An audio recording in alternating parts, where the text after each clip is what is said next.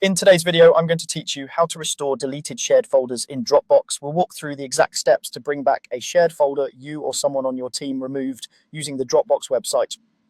This process is straightforward, and by the end, you'll know where to look, what to click, and what to expect after the restore. First, open your web browser and go to Dropbox.com.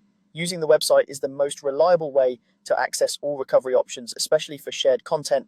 Once the page loads, log into your account, sign in with your usual credentials, and complete any two-step verification if it's enabled. Make sure you're using the account that originally had access to the shared folder you want to recover. After you're signed in, look at the left sidebar and click Deleted Files. This section is your recovery area. It shows items that were removed from your Dropbox within your plan's recovery window. You'll see files and folders listed by name and the date they were deleted. Shared folders are easy to spot. They have a small people icon on the folder, indicating they were shared with others. Now locate the shared folder you want to restore, scan the list for the folder name you recognize, and double check the deletion date if there are multiple similar items. The people icon is your confirmation that you've found a shared folder, not a private one. If you're part of a team or a shared space, remember that what you see here may also depend on your permissions.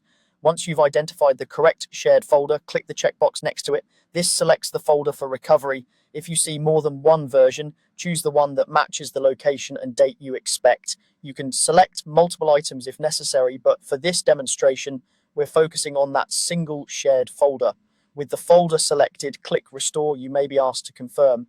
After a brief moment, Dropbox will restore the folder to its original location in your account. In most cases, the folder's sharing settings are preserved, so collaborators who had access before will regain it automatically. If you're syncing to a desktop app, the folder should reappear and start syncing again. If it doesn't show up right away, try refreshing the page or checking the original parent folder.